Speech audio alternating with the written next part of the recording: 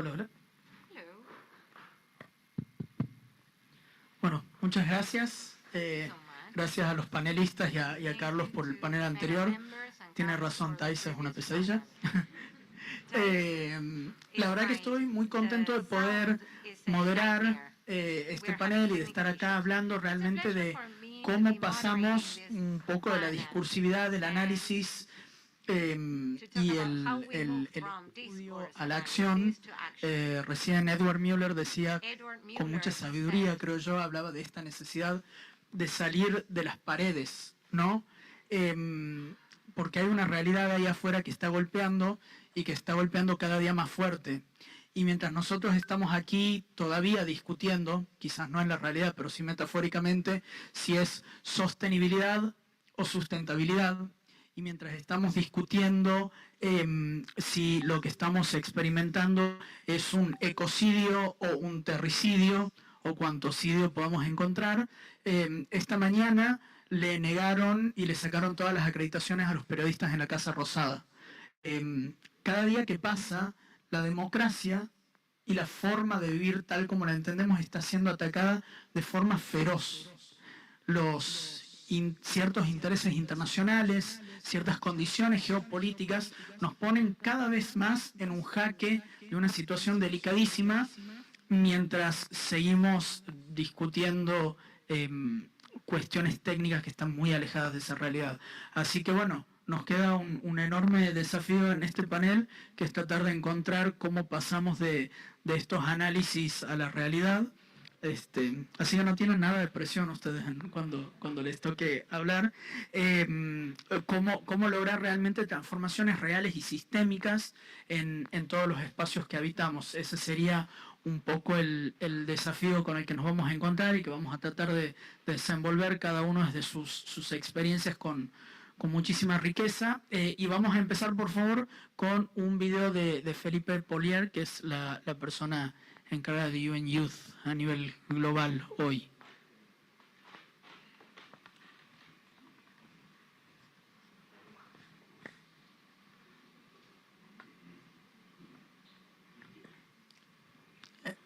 ¿Tenemos el video de Felipe?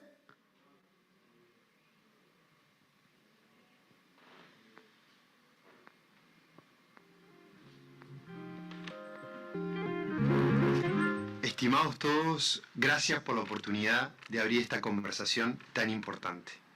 América Latina es una región con un enorme potencial.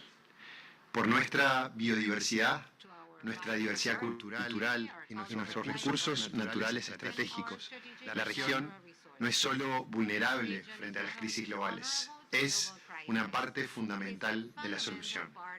América Latina tiene mucho para aportar a los grandes desafíos del mundo, pero también enfrentamos problemas profundos que no podemos ignorar.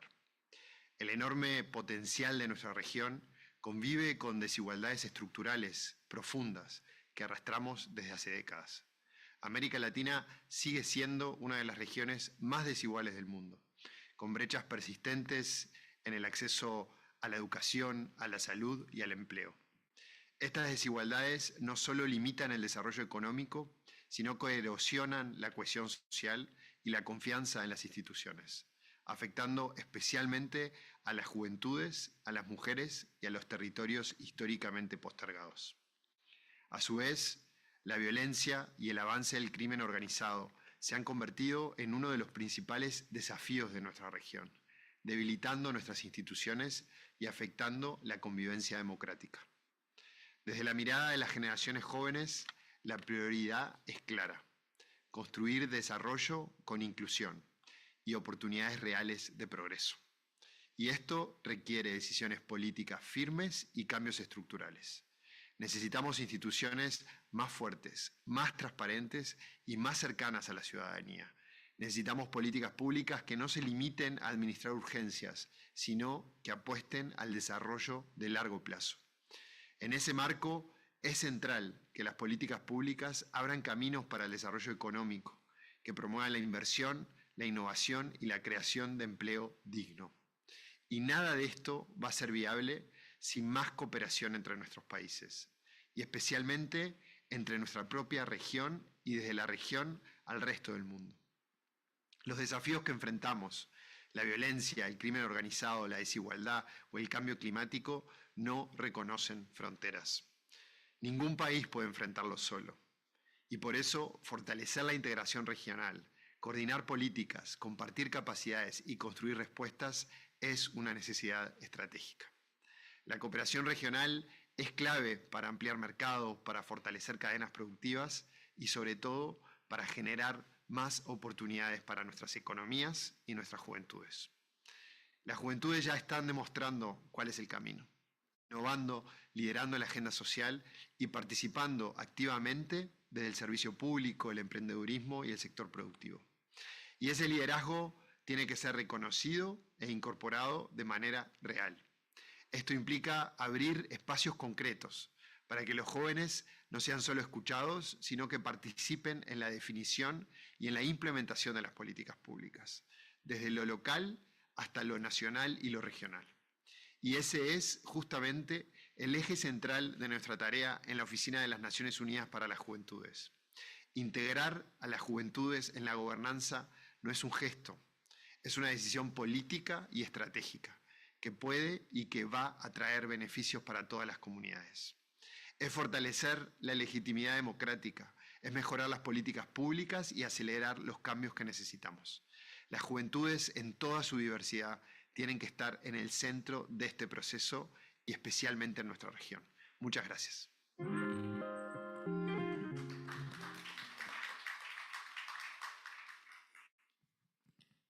Muchas gracias. Hemos escuchado a Felipe Porlier con un mensaje como para que sirva de disparador de esta conversación.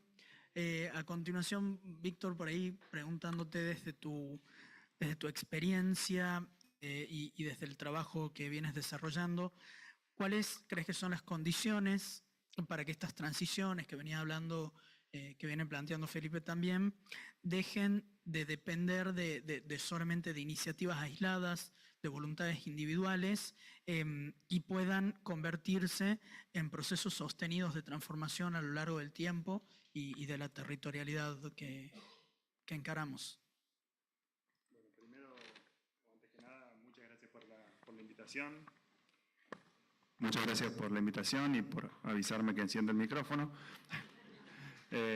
Muy feliz de que cosas como estas sucedan. La pregunta me atraviesa. Entonces quiero empezar compartiendo desde dónde me atraviesa y por qué es particularmente relevante para mí esta pregunta, que tiene que ver con que hace muchos años tuve la suerte de poder develar cuál era ese hilo dorado, o del color que prefieran, que conecta todos mis haceres. ¿Qué me mueve? ¿Qué me emociona? Que al fin y al cabo es lo mismo porque emoción es lo que te mueve. Y es conectar personas, conectar iniciativas y bueno, está bastante claro que en esta pregunta de qué condiciones hacen falta para que las transiciones dejen de depender de iniciativas aisladas, estamos hablando de lo que hace un rato se mencionó mucho, Eduardo mencionó muy claramente, necesitamos que quienes están trabajando crear condiciones para esa cooperación, se acaba de mencionar también. Entonces siento un propósito o le da sentido a mi hacer conectar tanto desde la academia, desde el trabajo con líderes del sector privado, del sector público, tanto desde la facilitación y diseño de espacios, desde We All, que también lo mencionó Edward, la Wellbeing Economy Alliance y demás. Me convoca conectar. Ahora, ese es un poco por qué me interesa ese tema y me encanta que a lo que convoca este encuentro es a la región, que creo que amamos y que creo que nos entusiasma mucho también, que es Latinoamérica. Entonces compartir un poco en ese contexto qué estoy viendo en Latinoamérica. Pero antes quiero invitar a una pregunta muy simple, tranquila pregunta, que es que si puedes levantar las manos, ¿quiénes son predominantemente optimistas sobre el futuro de la humanidad? Predominantemente optimistas sobre el futuro de la humanidad. Veo dudas, veo manos que no se levantan. ¿Me hacen el favor de levantar quienes son predominantemente pesimistas sobre el futuro de la humanidad? No me cierran los números porque, bueno, igual me gusta porque hay un catch en la pregunta, ¿no? Me gusta que hay un catch en la pregunta y es que ese o, ¿no? Si sos pesimista o optimista, a mí me pasa que trabajo en tema de diseño de futuro y me cuesta mucho responder cuando me digo, ¿sos pesimista o tienes el futuro? Y el tema es soy ambas, levanto las manos las dos veces. Hay una frase que no sé si la han escuchado de Paul Hawken, que es un especialista en temas de regeneración, dice, cuando me preguntan si soy pesimista o optimista, siempre digo lo mismo. Si estás viendo los datos del estado del mundo, de la Tierra, y no sos pesimista, no entendés los datos, mirá de nuevo las líneas, las curvas de Meadows, ¿no? Límites de crecimiento.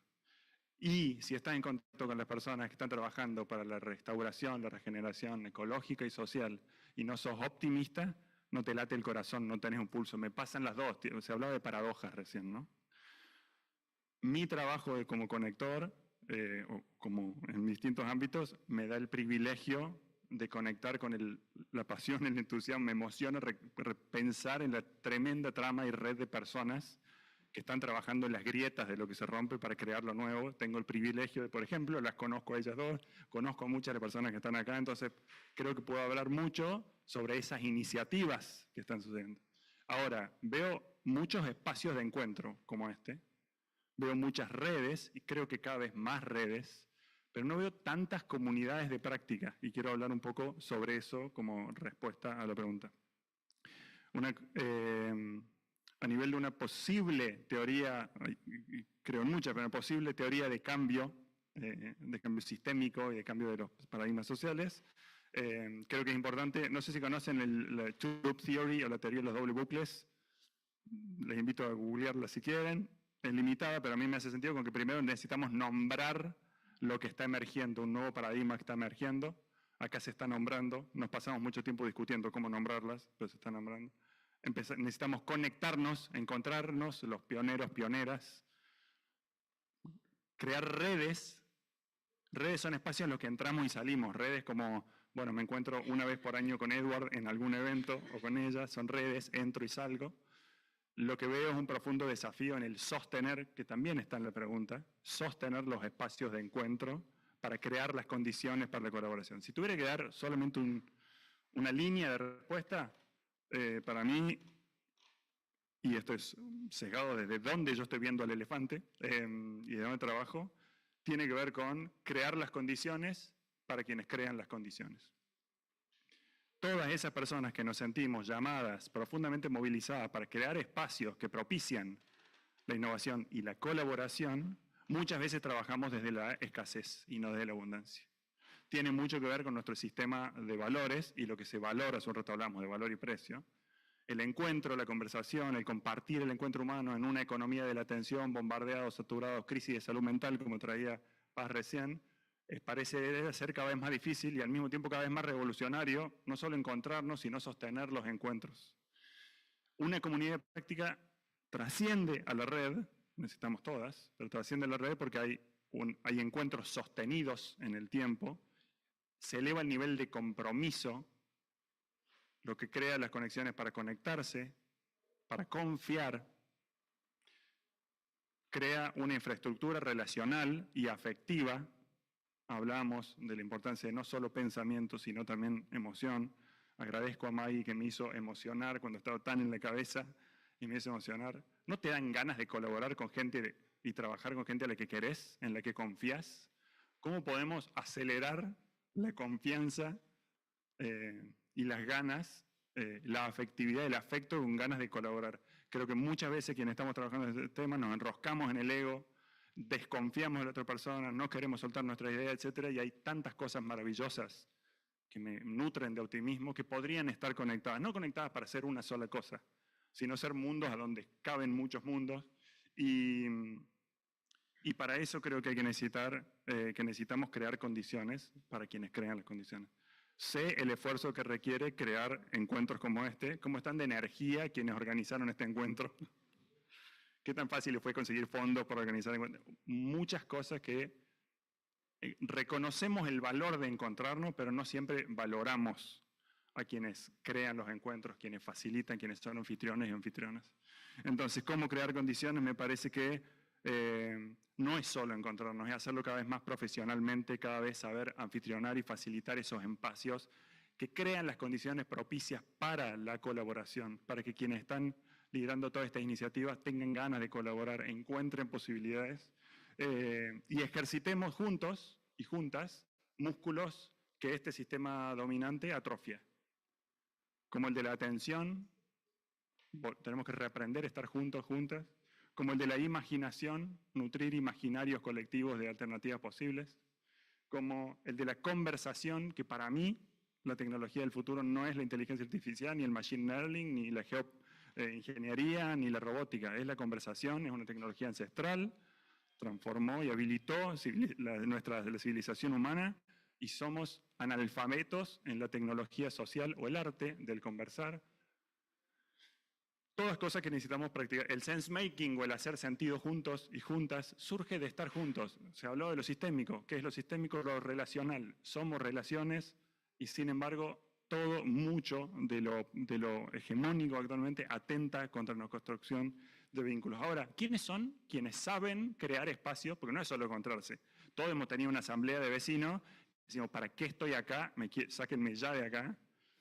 Esa es una cualidad de espacios. Hay otra cualidad de espacios que son tierra fértil para que se nutra todo esto que necesitamos. Y lo que yo creo que necesitamos formar a muchas más personas, academia y desde todos los sectores, formar a muchas más personas en la tecnología, el arte, la magia profesional de habilitar espacios propicios para que las iniciativas que ya están colaboren. Creo que necesitamos valorar económicamente, un querido amigo, y mucha gente seguramente dice esto, ¿cuáles son los valores? A donde pone la plata y el tiempo, ¿no? ¿Quién valora? Y el tiempo se me está acabando, gracias. ¿Quién valora a quienes crean estos espacios para trabajar, para poder crear más espacios? Y me parece fundamental transformar eso y nombrar a estos roles. Este es solo un esbozo de respuesta a esa pregunta. Creo que necesitamos más comunidades de práctica territoriales, locales, con personas sosteniendo encuentros. No, la colaboración y la cooperación no suceden de la noche a la mañana. Necesitamos unas condiciones preexistentes, necesitamos aprender a hacerlas mejor. Muchas gracias.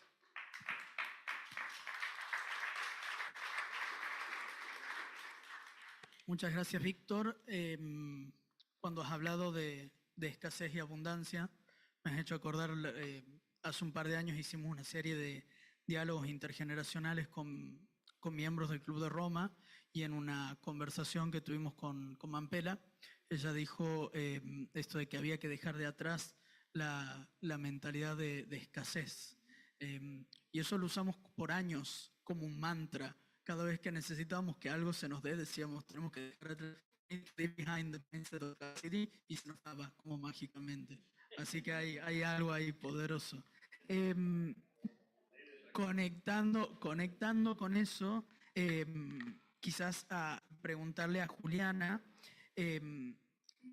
con esto de encontrarnos, ¿no? ¿Qué tipo de liderazgos, encuentros, coaliciones pueden acelerar estas transiciones regenerativas en América Latina? Gracias por la pregunta. Yo quisiera empezar a responder simplemente invitándoles a respirar.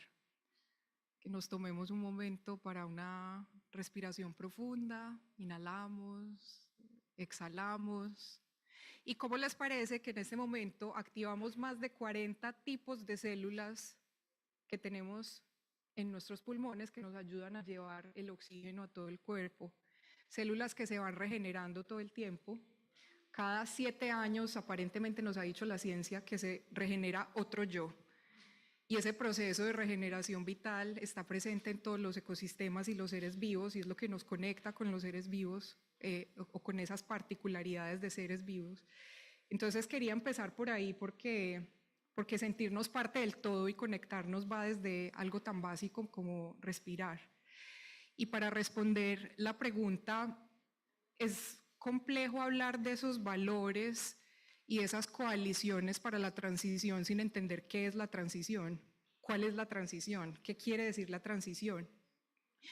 Y aquí yo quisiera enfatizar que para que se dé una transición en América Latina tenemos que cambiar paradigmas de las historias que nos han contado, las narrativas hegemónicas sobre nosotros mismos.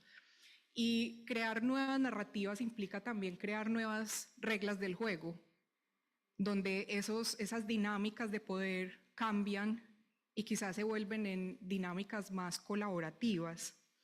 Entonces, quisiera dejar para empezar una primera pregunta, es ¿qué nos une como Latinoamérica y cuál es ese paradigma o esos paradigmas, porque creo que son muchos, que nos pueden permitir llegar a esas transiciones, ¿cierto?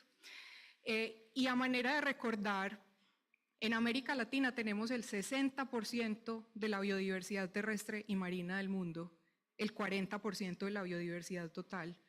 Y esto no son solo cifras, es el 40% de especies y ecosistemas que están prestando servicios ecosistémicos al resto del planeta, que son necesarios para mantener el equilibrio planetario. Y este recordar es porque, conectado con lo que decía Carlo anteriormente, tenemos la infraestructura crítica de la vida del planeta. Yo me puedo quedar dando cifras de biodiversidad súper importantes para nuestra región, pero yendo más allá del dato, justamente es esa infraestructura crítica que permite la vida en el planeta. Y si nos paramos en ese lugar, ya tenemos miles de proyectos, personas innovando, comunidades creando soluciones, estamos llenos, pululan las soluciones en la América Latina en todas partes. Y yo no voy a dedicarme hoy a conversar sobre esas soluciones, pero sí a nombrarlas, porque eso es lo que nos va a permitir pensar en esos nuevos paradigmas. Y yo les quiero proponer hoy algo que puede sonar loco, disruptivo o ya conversado en muchos escenarios como este, y es ¿qué tal si soñamos por un momento que ese nuevo paradigma sea una América Latina que es el laboratorio de innovación mundial del simbioceno? Y ya me puse técnica, simbioceno, ¿eso qué es? Pues ya la ciencia nos dijo que hemos construido los sistemas humanos de manera antropocéntrica. Esta era antropocéntrica está llegando a un final, ¿y qué sigue entonces? Entonces me atrevo a decir que lo que sigue es el simbioceno, y el simbioceno no es sentirnos parte de la naturaleza únicamente. El simbioceno es cómo rediseñamos los sistemas humanos para que colaboremos y cooperemos con todas las especies. Y pararnos en ese lugar implica el rediseño de instituciones, de empresas, de los distintos sistemas en los que se ha basado nuestro modelo de desarrollo hegemónico, y a partir de ahí generar esas colaboraciones multiespecie. Tener un nuevo paradigma no es simplemente hablar de algo teórico o de una posibilidad. Un nuevo paradigma nos da la capacidad y la posibilidad de agencia y de poder tomar decisiones en todos los sentidos. Entonces, desde esa posibilidad de agencia, yo les invito a que sueñen por un momento, soñemos juntos por un momento, ¿qué significaría que América Latina se convierta en el espacio de sanación del planeta? Y cuando hablo de sanación, hablo en muchas escalas, no solo desde el suelo, desde esas innovaciones que estamos viendo en todas partes, sino que a ustedes, por ejemplo, ¿qué les parece el fenómeno de muchas personas del norte global viniendo a Sudamérica a sanar su espíritu con las comunidades ancestrales, las plantas medicinales? Yo no digo que ese sea únicamente el camino, pero hace parte de ese movimiento de poner esa atención y de encontrar qué tiene América Latina para aportarle a ese simbioceno. Entonces, bueno, ¿cuál es el camino? Y ahí ya entro a esa invitación a hablar de los liderazgos y de esas visiones más colaborativas y lo que representan estas coaliciones en una idea como esta. Yo creo que la fuerza de este paradigma es que no puede haber un solo camino. Son muchos caminos, con muchas narrativas, con muchas historias. Pero me voy a atrever a decir 3 cosas que pueden de alguna manera ayudar a instrumentalizar o a volver más operativo ese camino. Y la primera, esto no es nada nuevo, pero me conecto un poco con las inteligencias que hablaba Edward ahorita, y es el tema de, yo lo hablo más como las 3 memorias. La memoria ancestral, porque es la que nos da raíces y nos da profundidad para todo lo que está por construirse. La memoria de la modernidad, que nos da herramientas, que si bien a veces nos conflictúa un poco esas nuevas herramientas, pero que son necesarias para esa transición. y esa memoria del futuro. Y esa memoria del futuro es la que nos da agencia para imaginarnos todo lo que nadie se ha imaginado, incluso cosas que son improbables. Cuando vemos historias de ciencia ficción y las leemos en el pasado, nos damos cuenta que en esas historias nacieron muchos de los logros que tenemos hoy como humanidad.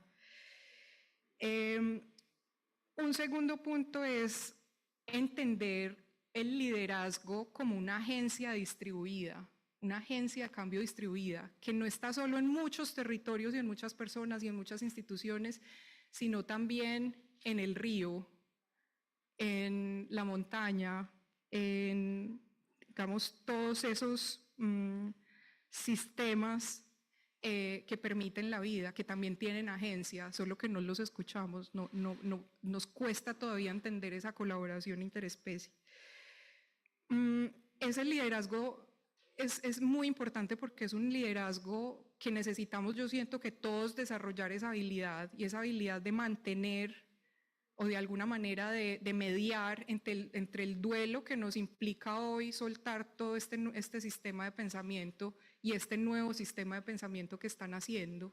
Ese liderazgo implica mantenernos en esas dos líneas y ayudar a transitar a otros también en esos espacios. Y finalmente terminaría con una idea de coaliciones simbióticas. Y las coaliciones simbióticas en este contexto, en un primer punto le doy cabida al tema intergeneracional. En el 2050 el 25% de la población en América Latina va a ser personas mayores.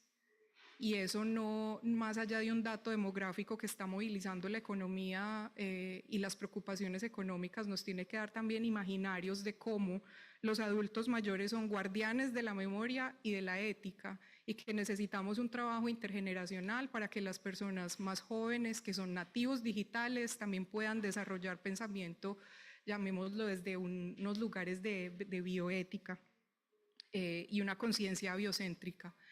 Un segundo punto ahí dentro de estas coaliciones es cómo podemos propiciar muchos más espacios de trabajo colaborativo y territorial. Imaginémonos nodos de innovación para el simbioceno regados por toda América Latina que probablemente ya funcionan, solo que no son nombrados, y que esos nodos se puedan conectar también con otros nodos satélites en distintos lugares del mundo.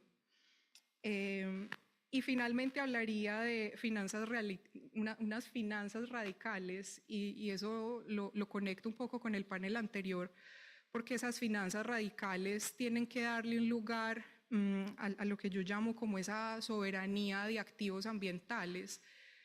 Proteger y conservar la biodiversidad es un gasto hoy, pero si cambiamos ese paradigma, quizá esto se convierta en un, llamémoslo como en esa prestación de servicios globales, y ahí hay muchas cosas por desarrollar. No me voy a demorar mucho más, pero incluso me atrevo a soñar que en el simbioceno vamos a tener un impuesto global a las externalidades negativas, que son cosas que se han estado mencionando en distintos escenarios, pero que necesitan todavía aplicación. Entre otras formas de finanzas que ya, para no tomarme todo el tiempo. Y finalmente los quiero volver a invitar a respirar. Recordemos que todos estos cambios y estas transiciones comienzan desde nosotros. Y estas ideas, cuando tienen resonancia en un lugar como este, se transforman en grandes movimientos. Y pues quisiera terminar invitándolos a que me acompañen a construir y nos acompañemos a construir esta visión de paradigma para América Latina.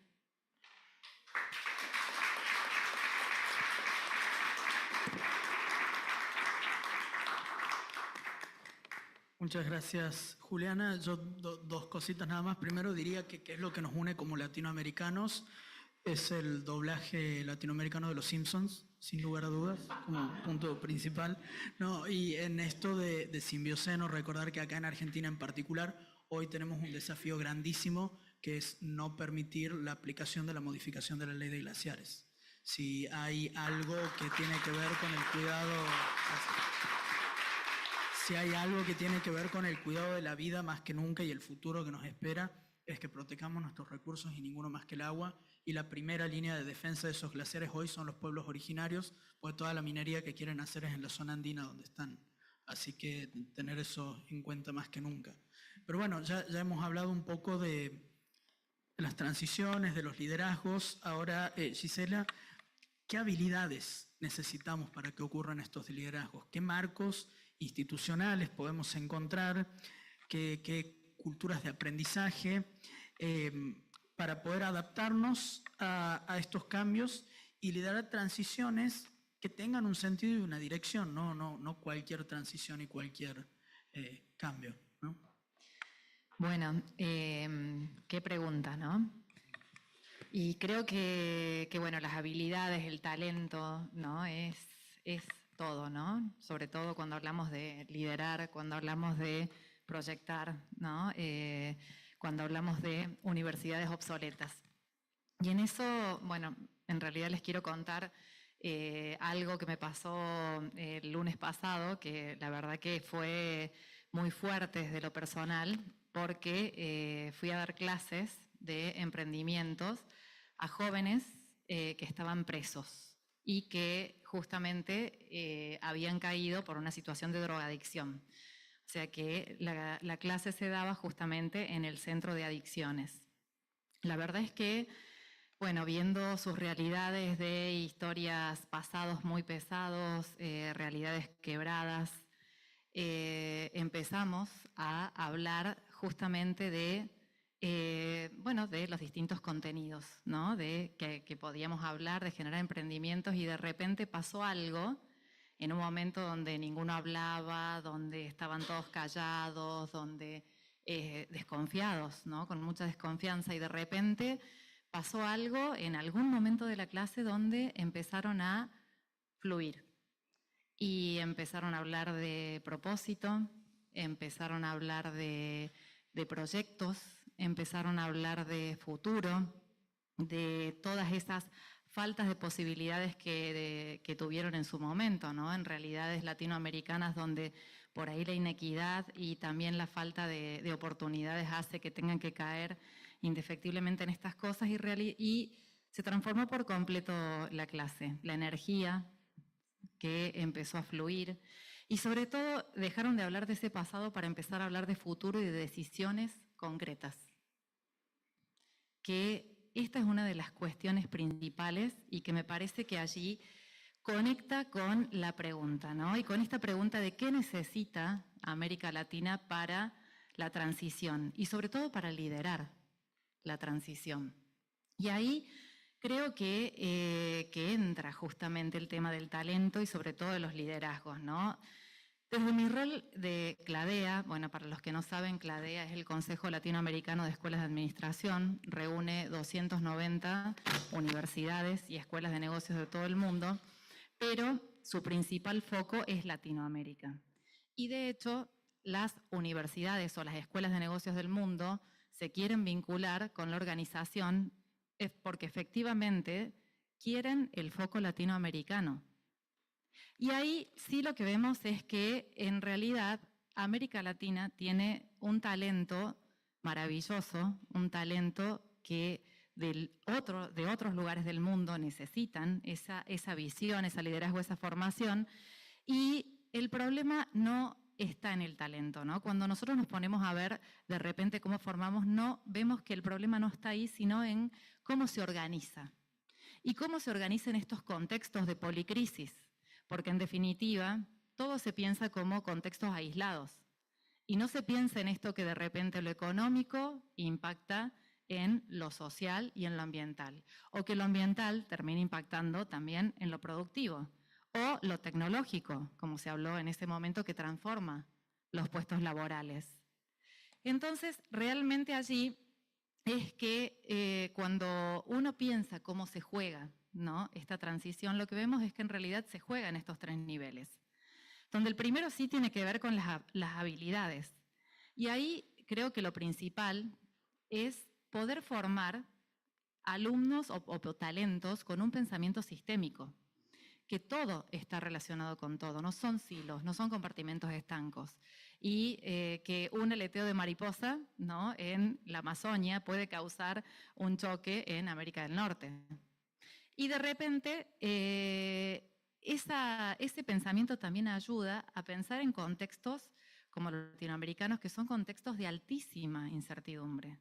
Las condiciones macroeconómicas de cada uno de los lugares, ¿no?, las condiciones sociales, la polaridad que hay en cada uno de esos realmente genera una incertidumbre, y ahí lleva a tratar de generar líderes capaces de navegar esa incertidumbre y sobre todo decidir en incertidumbre. ¿Cómo se decide en incertidumbre?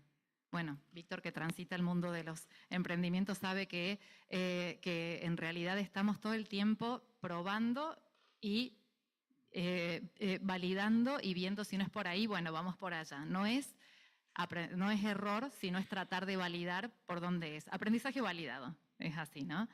Y en eso creo que, bueno, que toda esta incertidumbre tiene mucho que ver con esto que decía Edward, que es desaprender, ¿no? Desaprender la exponencialidad de los ambientes. En realidad, el decir, bueno, a ver, ¿cómo desaprendo a andar en bicicleta? Es muy difícil, porque lo llevamos desde el día más o menos de, no sé, 3, 4 años, desde cuando aprendimos es desaprender cosas que tenemos muy arraigadas, ¿no? Entonces, pensar en esos contextos también nos obliga también a tener un criterio y una ética aplicada, ¿no? Y que ese criterio nos enseñe también, o en realidad nos dé pautas de decir, bueno, a ver, ¿qué vamos a priorizar? Y que en este marco, en estas discusiones que estamos teniendo, eso es clave. ¿Qué priorizamos? ¿Priorizamos la ley de glaciares o la no ley de glaciares? ¿Priorizamos las comunidades originarias? ¿Priorizamos esto de que venimos hablando de este contexto de decir no podemos hablar de economías si no son locales? O economías globales, pero teniendo en cuenta, bueno, siempre se habla del fenómeno glocal, ¿no? Justamente teniendo en cuenta lo global, pero con lo local también. En segundo lugar, los marcos institucionales. ¿Y con qué nos enfrentamos hoy? Con sistemas que no cambian. Entonces estamos hablando de generar talentos o líderes con sistemas que no cambian. Fracasamos exitosamente. No hay otra. Entonces ahí creo que acá viene la discusión de qué medimos. ¿Medimos crecimiento, aumento del PBI, aumento de la rentabilidad? ¿O medimos desarrollo, inclusión, equidad? ¿Cómo medimos ese impacto? Porque la verdad que es muy bonito desde la prosa, pero en realidad, ¿cómo lo medimos? ¿Cómo lo transformamos en datos estratégicos? Luego, el tema de cómo tomamos las decisiones.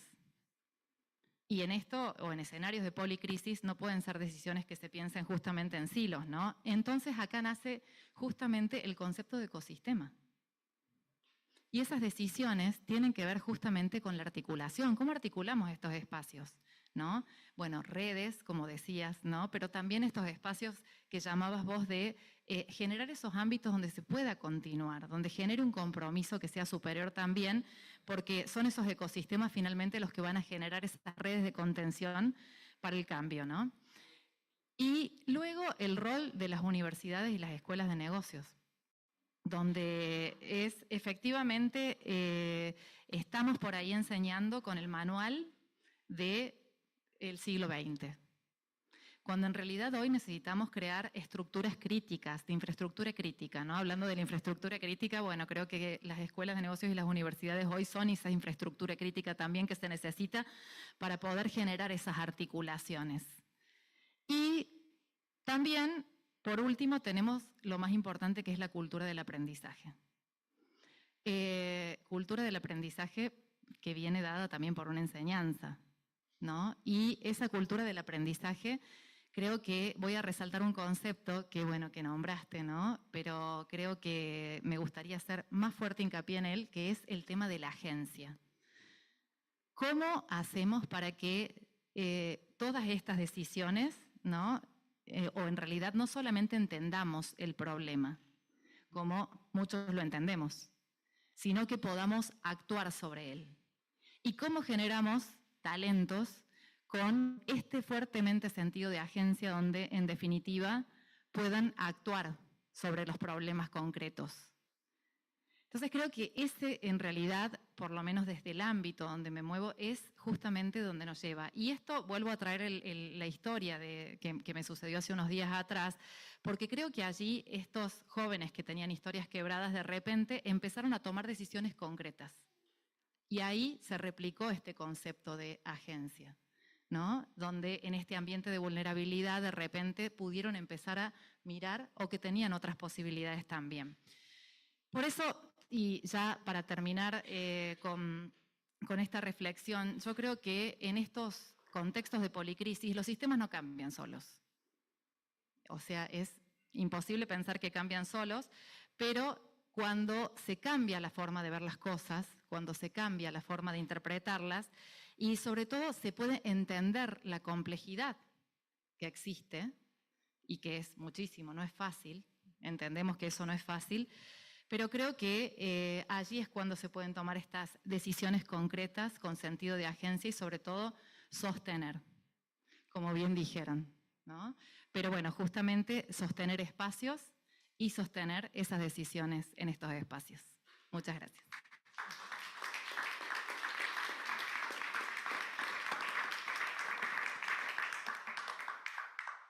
Bueno, hemos hablado de conexiones, hemos hablado de liderazgos, de marcos institucionales, de procesos, de transformaciones reales. Ahora, ¿de qué más hablamos? ¿Preguntas? ¿Comentarios? ¿Situaciones sentimentales que quieran ventilar y compartir también? Bienvenido. Aplicable. Tenemos que construir confianza. Eso. Bueno, felicitaciones a los disertantes. Yo les quiero preguntar, en esa capacidad emprendedora y de liderazgo, ¿cómo la visualizan en la ruralidad? Porque acá vemos, como hemos visto en los disertantes anteriores, que en las curvas ha habido una gran, un gran desfasaje entre lo urbano y lo rural. Por otro lado, eso conlleva cosas como el desarraigo, como una serie de situaciones que también, mientras que yo veo desde mi humilde opinión que por ahí las imágenes o las situaciones de emprendedurismo exitoso son imágenes urbanas y el éxito está cuantificado como éxito en la urbanidad. Entonces, ¿cómo ven eso en relación a las cuestiones identitarias y de arraigo territorial? Si contestamos rápido, pues tenemos tiempo para una pregunta más. Así que ustedes dirán.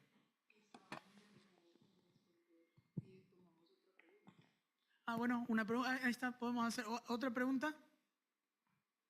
Podemos tomar preguntas y me parece que todos quedaron con ganas de contar situaciones sentimentales.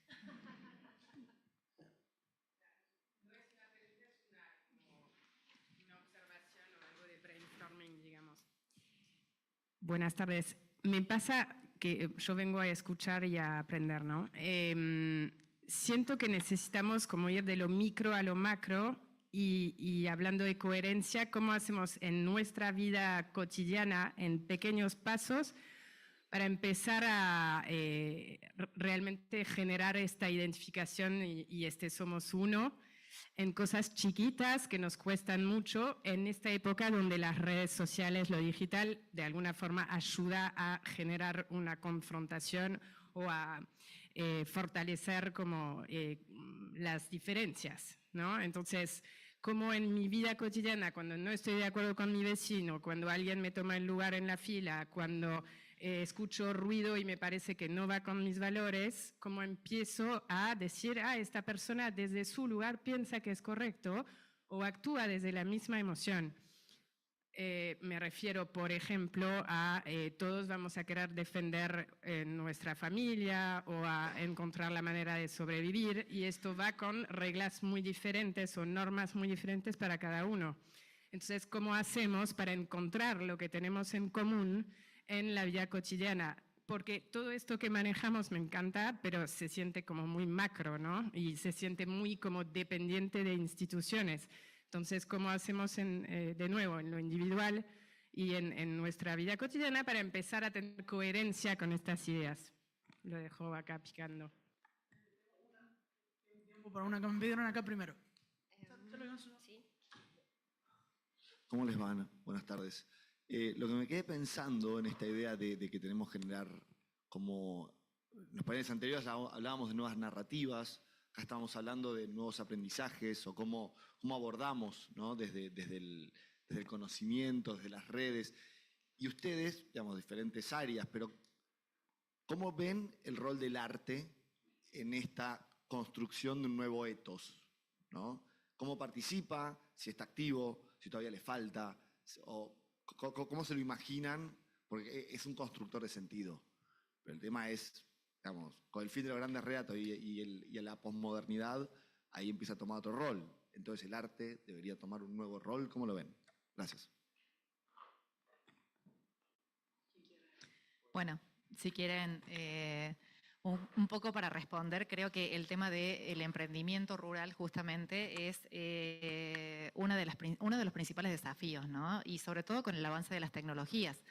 Las brechas tecnológicas hoy hacen que justamente, creo que es el principal problema de injusticia social hoy, ¿no? Entonces creo que allí tecnologías y demás hacen o en realidad ponen en pie esto. Y ahí muchos habló de políticas públicas. Yo creo que ahí tiene que haber políticas públicas justamente centradas en disminuir esas brechas tecnológicas para hacer que esos sectores, ¿no? Que quedan, las ruralidades que quedan aisladas, puedan integrarse, ¿no? Sin perder, obviamente, sus costumbres, ¿no? Sus tradiciones, y que en definitiva eso puedan mostrarlo y también pueda ser una vía o una salida para poder ampliar, ¿no? su modo de vivir. Creo eso por ese lado. En ese sentido, bueno, creo que también el tema de las artes, ¿no? Va unido justamente de la mano, ¿no? Las artes tienen que ver mucho con todo el tema de cómo se logran o cómo se generan esos llamados de conciencia y también cómo se implementan los cambios, ¿no? Y por último, y respondiendo a tu pregunta de con qué se come esto, ¿no? Creo que es más simple. Es en definitiva, y vuelvo al concepto de agencia, que es justamente tratar de tomar decisiones del día a día concretas de lo que uno hace, y eso es suficiente para liderar pequeños cambios. Justamente agencia tiene que ver con ser agente de cambio. ¿De qué cambio? De las realidades cotidianas que tiene cada uno, y un granito de arena es un montón. Gracias. También intentaré hilvanar ahí un poco. Sobre la pregunta de Maggie, no puedo responderla con una mirada desde la ruralidad, sino más hacia la ruralidad, porque puedo identificar que hablo mucho de diversidad, pero la diversidad es hasta dónde llega nuestro mundo, y mi mundo no está tan conectado con eso realmente. Sí me resuena profundamente lo que traes de que esta imagen de éxito sea, y de hecho lo tengo en algún PowerPoint por ahí, de claro, nos imaginamos todos, nos criamos con esas series de Nueva York y de eso es lo deseable, y en qué momento nos comimos toda esa historia, nos compramos toda esa historia. Y creo que ahí puede jugar un gran rol. Hay muchas otras cosas, pero uno es el de la imaginación, también lo que nos invitaba Julián recién. Creo que necesitamos reerotizar el futuro, no es mía la frase, la leí por ahí. Eros, el deseo, ¿no? Y quizás debamos desurbanizar el futuro, los imaginarios de futuro, o re-ruralizar, lo que sea. Y me encanta que justo traigas lo de simple, porque yo vengo del mundo del marketing originalmente, y me pregunto cómo podríamos hacer marketing, digamos, luego de 200 o tantos años de que el marketing nos venda lo más y lo mejor, ¿cómo le podemos hacer marketing a lo menos, a lo simple, a lo suficiente, a lo bueno y no a lo mejor? Entonces, eso me conecta mucho con las narrativas, ni hablar del rol del arte ahí. El otro día muchas veces escuché que todos los grandes cambios paradigmáticos, el arte siempre llegó primero. Me lleno de preguntas, comparto tu pregunta, me resuena tu pregunta, viniendo también del mundo del diseño y del arte, sobre de qué forma hace esto llegar. Ayer vivimos aquí una experiencia que tuvo que ver con eso, y hablamos hace un rato de que no es solo pensamiento. Claramente con pensamiento y con datos y con conocimiento no está llegando, es arte, es espiritualidad, son otras formas. Quizás no le vamos a poder poner palabras, pero necesitamos que nos mueva. Hay quien dice, un amigo, Ronald Sistek, dice que el cambio de los sistemas humanos sucede por amor o por dolor. Por dolor, no sé si alguien lo escuchó. Por dolor, cuando el dolor de cambiar es menor que el dolor de permanecer igual.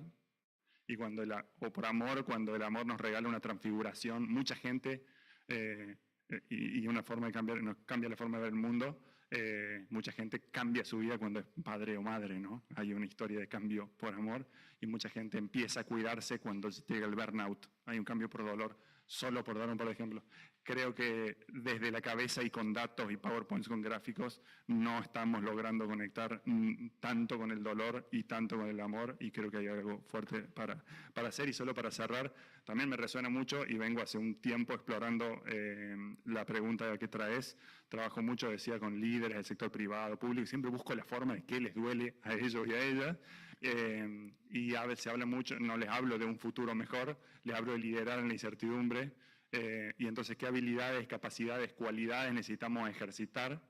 Me gusta mucho lo de practicar.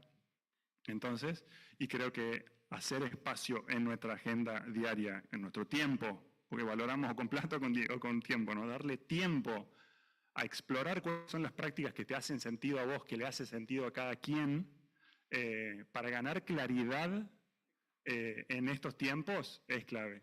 Técnicas de autocuidado, puede ser meditación, nos regaló una recién 2 veces, Juliana, de parar y respirar. ¿Cómo incide en nuestras decisiones? A veces es muy chiquito, a veces son 10 minutos por día, pero son tan distintas para cada quien. Encontrar esa ecología de prácticas que tenés que poner en mochila para tomar mejores decisiones y estar mejor me parece clave. Bueno, estas preguntas me cuestionan en el sentido de lo que les contaba ahorita de los liderazgos que necesitamos para ese cambio de paradigmas, que son liderazgos que quizás se tienen que situar en un mundo que está en duelo o unos sistemas que están en duelo y otros donde puede haber cabido otras cosas. Entonces voy a tratar de hacer ese ejercicio para responder desde esa mirada de un nuevo paradigma del simbioceno. No hay fragmentación de rural o urbano. El pájaro no necesita, o el río no necesita pasaporte para pasar de un lado a otro, para hacer. Entonces, en esa idea de simbioceno estamos más conectados en lugar de separados. Lo rural y lo urbano es interdependiente. Y creo que si nos contamos esa narrativa, dejamos de pensar en algo aislado que pasa por allá y que no tiene solución. Desde un lugar ya más de los sistemas actuales, les quiero contar que para Ashoka hay una investigación importante que se llama la nueva inequidad. Y la nueva inequidad para Ashoka es las personas que van a tener ante la policrisis y todo lo que vivimos las habilidades para hacerle frente y los que no. Y en esas habilidades para hacerle frente hemos identificado que cosas tan básicas como la creatividad, o que damos por ciertas, como la creatividad y la empatía, son necesarias para eso. Entonces, creo que hemos tenido reflexiones también del rol de la educación, y la educación, cuando vemos que estamos cerrando universidades, que los estudiantes ya no van, es también replantearnos qué habilidades necesitamos para esa transición y que esa nueva inequidad no se aumente en comparación de cómo estamos hoy. Por otro lado, sobre la vida cotidiana, yo creo que es un ejercicio de curiosidad. Yo les hago una invitación para eso. Cuando salgan de aquí, deténganse a mirar un árbol un rato. Los árboles en Buenos Aires son muy lindos, a propósito. Y en un ejercicio quizá que puede ser meditativo, van a encontrar que hay más allá de un árbol, es un ecosistema completo, hay insectos, aves, hay toda clase. Entonces, reconocer desde la observación eso que nos rodea es valioso, pero también ya llevarlo a los niveles por ejemplo, algo básico. Uno puede cambiar el mundo 3 veces al día, pues el mundo, el micromundo, por decirlo así. El profesor Eduardo nos contaba también de la importancia del suelo. Pues en la medida que el suelo está sano, tu microbiota va a estar sana y vas a tener salud. Entonces no es solo una visión de, ay, es que hay que cuidar, no, es que estamos súper conectados. Se acabó el tiempo. Si no, no vamos a tener tiempo para el break, que creo que lo van a necesitar, para después seguir, porque ya nos estamos pasando mucho. Les puedo compartir más cositas sobre ese tema de la cotidianidad, pero no quería dejar por fuera el tema del arte. Hay unas experiencias impresionantes a partir del uso de la naturaleza, o más que el uso es la conexión con la naturaleza, y los invito a explorar los experimentos de los hongos bioluminiscentes. Después les puedo contar un poquito más de eso, pero el arte toda es la que nos va a ayudar a traducir toda esta teoría en algo práctico que entendamos y que nos ayude a la cotidianidad. Juliana. Que yo... los hongos bioluminiscentes. Sí. Bueno, muy bien. En aras de que puedan llegar todos al break tranquilos y descansar lo suficiente por el próximo, agradecerles muchísimo por este tiempo, por haber compartido tanto con nosotros y bueno, supongo que podemos continuar charlando en el break, ¿eh? Muchas gracias.